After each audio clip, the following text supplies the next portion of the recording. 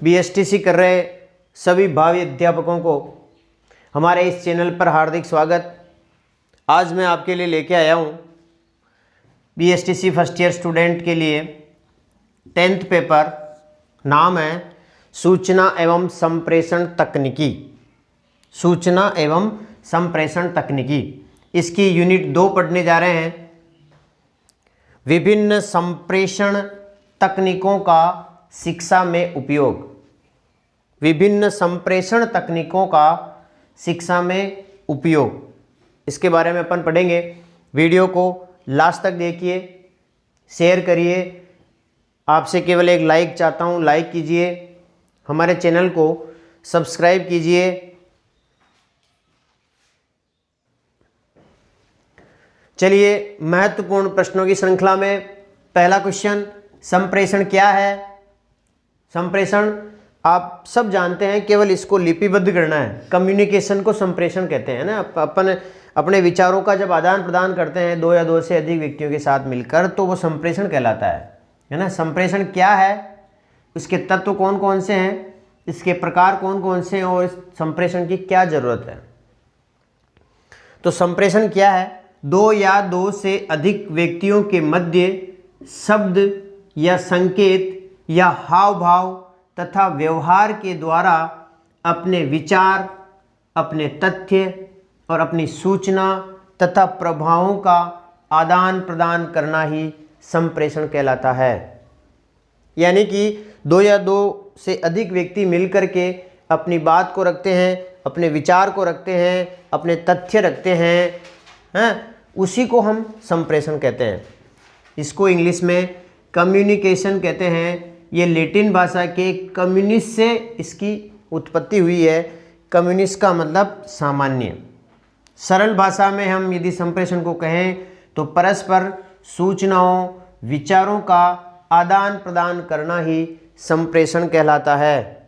संप्रेषण के तत्व, क्योंकि तत्व संप्रेषण कब होगा, तत्व से मतलब कौन कौन से तत्व होंगे, कौन कौन से मीडियम होंगे, तब जाके कम्युनिकेशन होगा। तो हम समझते हैं कि सबसे पहले तो संप्रेषण देने वाला आदमी चाहिए। तो स्रोत, जो संप्रेषण दे रहा है, बोल रहा है, वो है संप्रेषण स्रोत, संप्रेषण प्रदान करने वाला। दूसरा, संदेशवाहक, किस माध्यम से वो संप्रेषण कर रहा है, वो संदेशवाहक हो गया। तीसरा, संप्रेषण प्राप्तकर्ता, जो उस बात को सुन रहा है वो संप्रेषण प्राप्त करता है। 3 तत्व हैं, स्रोत, संदेशवाहक, संप्रेषण प्राप्तकर्ता। संप्रेषण के प्रकार, संप्रेषण 2 प्रकार से होता है, शाब्दिक, अशाब्दिक। शब्दों से भी संप्रेषण होता है और बिना शब्दों के भी संप्रेषण होता है। तो शाब्दिक संप्रेषण में हम मौखिक संप्रेषण बोल करके करते हैं और लिखित संप्रेषण हम लिख करके करते हैं, वो शाब्दिक संप्रेषण के अंतर्गत आता है। अशाब्दिक संप्रेषण नाम से स्पष्ट है, शब्द नहीं हो, अशाब्दिक है। अशाब्दिक में जैसे हम वाणी का प्रयोग, मतलब शब्दों का प्रयोग नहीं करके हम ऐसी वाणी करते हैं, हाँ, चीखना, चिल्लाना, ठाके करना, इस तरीके से ये अशाब्दिक संप्रेषण कहलाता है। चक्षु संपर्क से या मुख मुद्राएं करके हम हमारी बात को प्रकट करना चाहते हैं तो वो अशाब्दिक संप्रेषण होगा।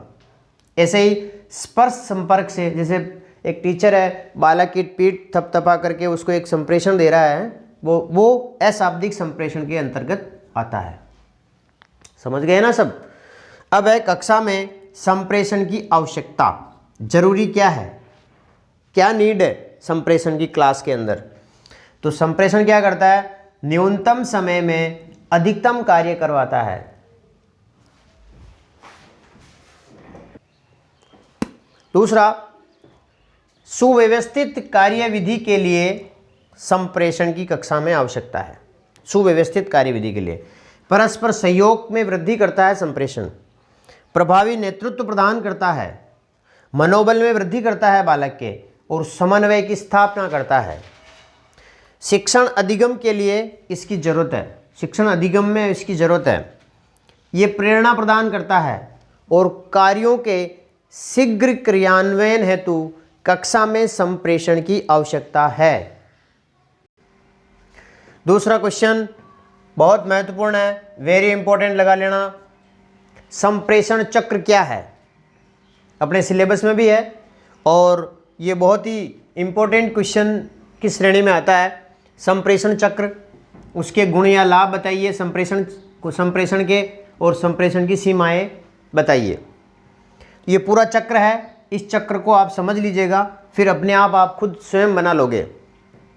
सबसे पहले अपन इसको लेते हैं कि संप्रेषण करता होता है, जैसे अपन अध्यापक ले लेते हैं या किसी व्यक्ति की बात कर लेते हैं जो संप्रेषण करता है, बोलता है, अपनी विचार प्रकट करता है, अपनी बात को बताता है, वो संप्रेषण करता होता है। संप्रेषण क्या करेगा? संदेश के माध्यम से एनकोड करेगा, प्रसारित करेगा, उस बात को कहेगा अपने मुख से, फिर वो क्या करेगी? एक संदेश बन जाएगी, एक मैसेज बनेगा, है ना। एक मैसेज बन गया, मैसेज में ये ध्यान है कि भाई एक शोर भी हो सकता है और बाधा भी, यानी कि कुछ बाधाएं आ सकती है, कोई समस्या भी आ सकती है। अपन जो बात कर रहे हैं तो हो सकता है कहीं कोई तेज शोर आ गया हो बीच में या बाधा आ गई हो, फिर भी वो जो संदेश हमने दिया है सामने वाले को, वो जाएगा द्वारा माध्यम, संदेश, चिन्ह, उसमें भी शोर और बाधा आएगी।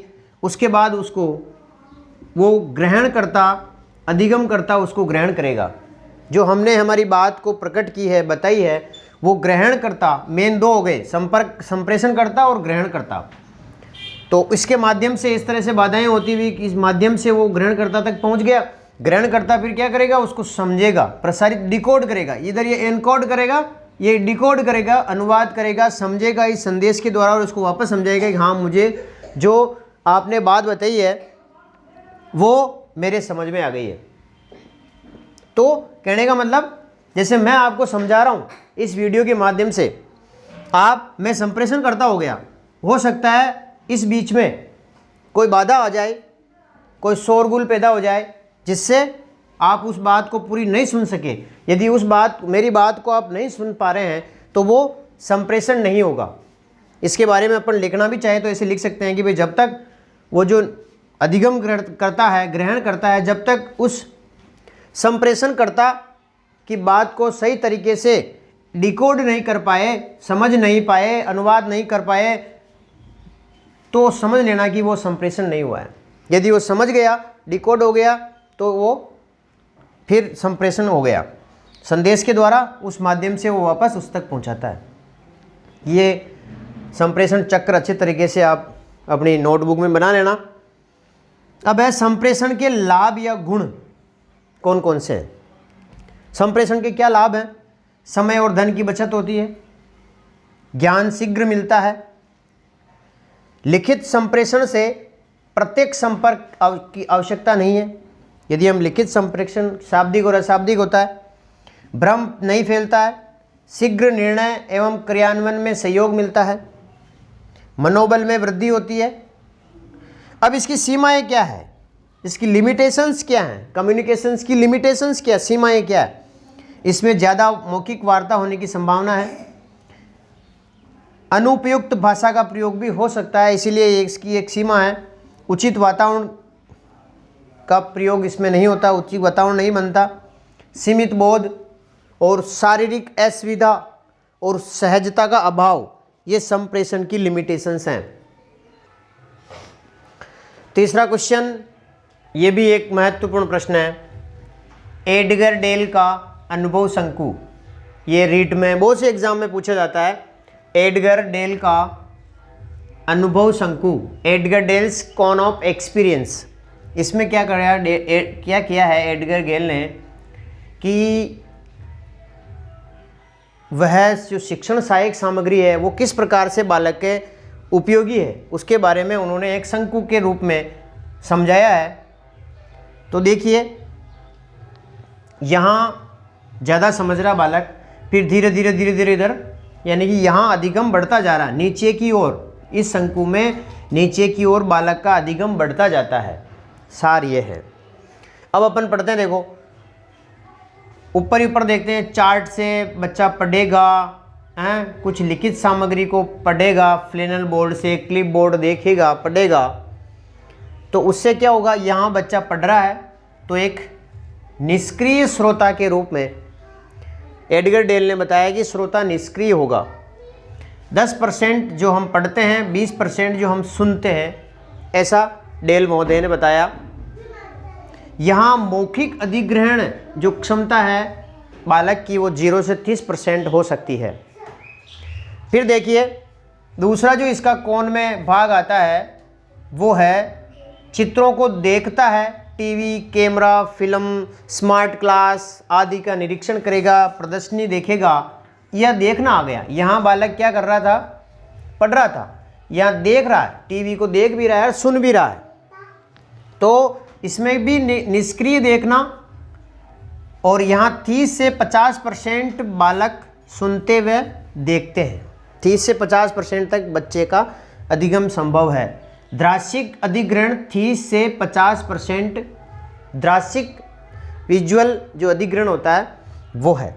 इसका तीसरा कौन का पार्ट होता है चर्चा में भाग लेना, भाषण देना, नाटक में भाग लेना, कंप्यूटर मोबाइल में शिक्षण अधिगम करना, है ना। इसमें क्या कर रहा है बालक, सक्रिय रह रहा है।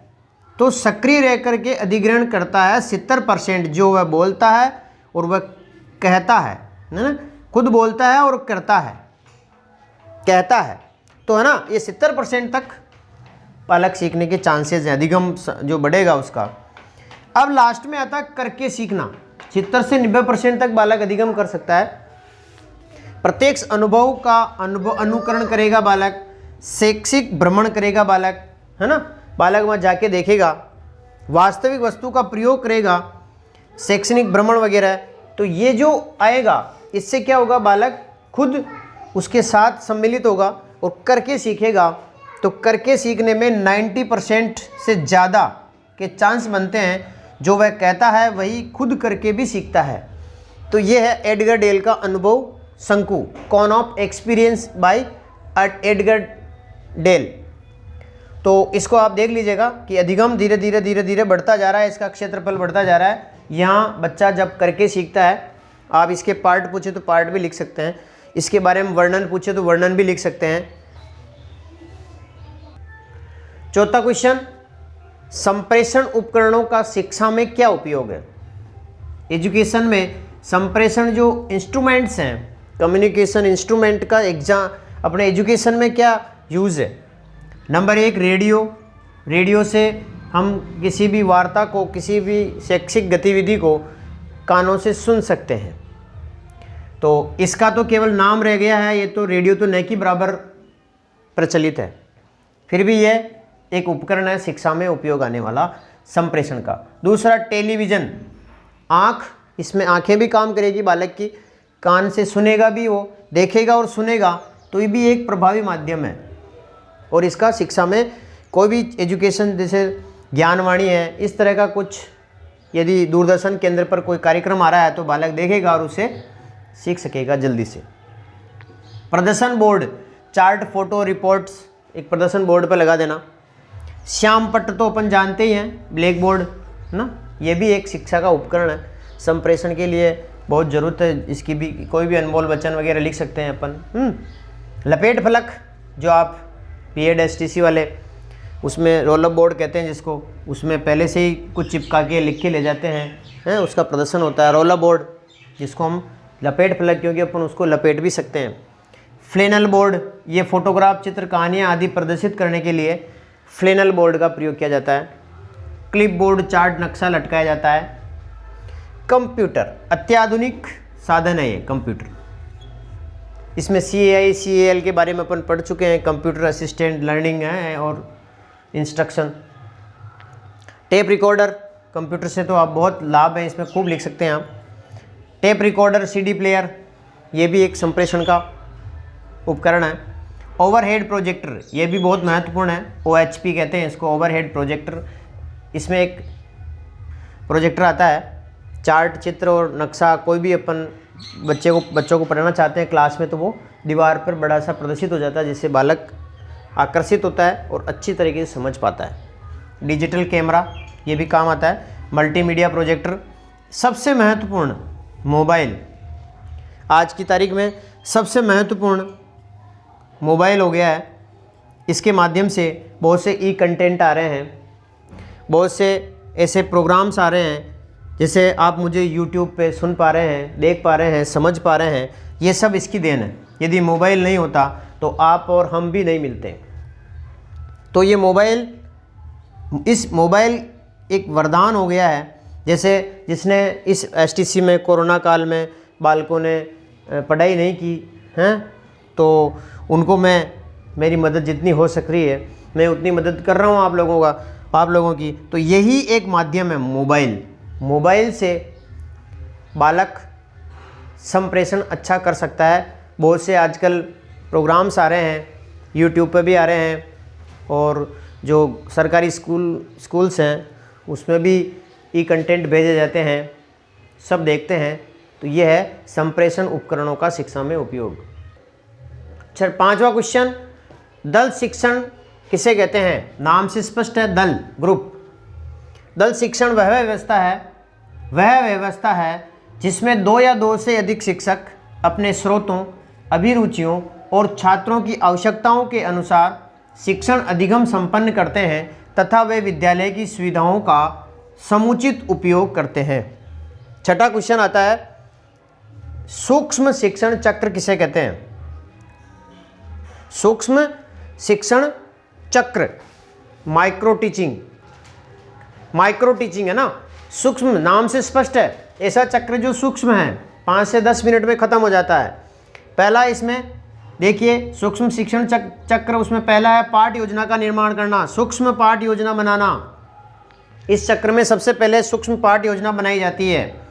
सेकंड, शिक्षण सत्र चलता है, शिक्षण कराया जाता है, पढ़ाया जाता है 5-6 मिनट तक, है ना, शिक्षण करवाया जाता है। फिर उसकी प्रतिपुष्टि की जाती है, फिर उसकी क्या करती जाती है, उसको पुनर्बलन या पृष्ठ पोषण कहते हैं, उसको दिया जाता है। फिर से पाठ योजना बनाई जाती है, ये परीक्षा की दृष्टि से भी इम्पोर्टेंट है, आप समझ लेना।